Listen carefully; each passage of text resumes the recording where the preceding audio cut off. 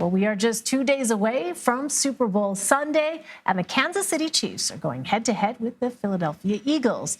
It's not just the teams with a lot on the line, but the millions of Americans planning to bet on the big game. I'm not a gambler. Have you ever thought about betting on sports? I haven't. No, I have to say, I'm not either. But this is kind of noteworthy. The American Gaming Association predicts that 1 in 5 American adults will, in fact, place a bet on Sunday's game. More than 50 million Americans are expected to place bets. That's a huge amount of people.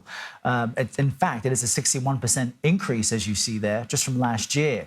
A total $16 billion are projected to be wagered on the big game. So no one better to join the conversation on this than Sportsline expert Kenny White. Kenny, joining us from a sunny Phoenix today. You're in for a very exciting weekend. What do you think, Kenny, explains this just huge jump in people who are willing to put their own money on the line for the Super Bowl? And for the first time ever, I understand the game's being held in a state where sports betting is legal.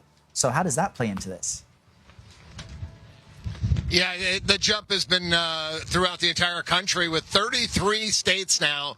Doing the math, 66% of the United States has legalized sports wagering now.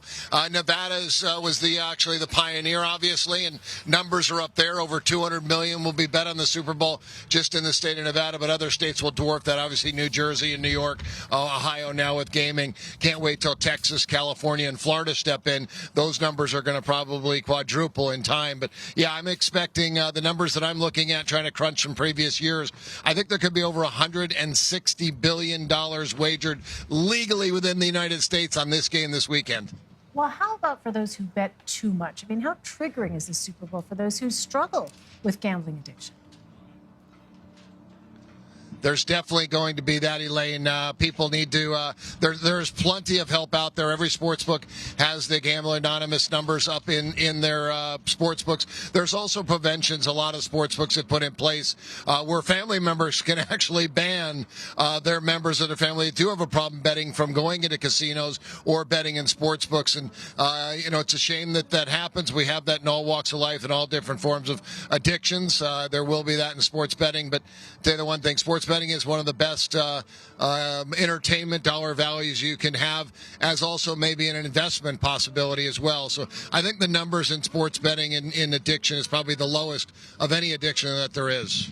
And to your point, Kenny, I think I read an article recently from those who try to help people out of addiction that the folks are getting younger and younger who are addicted to gambling because it's so easy. You've got it on your phone, you've got it on mobile devices, and that can really make it quite challenging, but there is some fun to it as well. You can bet on just about anything.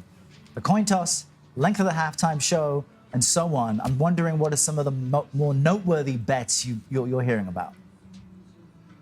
Yeah, I go with tails never fails. You only have to lay one-on-one on that, so it's kind of even money. And the head of the coin is always heavier, so tails lands more than heads does. But yeah, a lot of fun prop bets on the game. You can wager on the color of the Gatorade bath at the end of the game on the winning coach, which I think it's green is the most famous color, is the favorite for that to be. I thought it might be red because I'm rooting for the Chiefs in this game, so I hope it's a red Gatorade bath at the end. Many cross-sport props. I was looking at Alex Ovechkin's shot today against Juju Smith-Schuster's receptions. And when I can remember back in the day when William Refrigerator Perry in the mid-'80s, when the Bears, great Super Bowl team, he was the original prop bet, whether he would score a touchdown or not. And now we're looking at some sports books with over 1,000 different props in this game. And again, a lot of fun. Be very careful with your money and, make some fun bets that, you're not going to be upset at yourself if you end up losing. That's right. No shortage of places to put down those bets. Kenny White. Kenny, thank you so much. Great to talk to you. Thank you, Kenny. Thank you. Enjoy the game.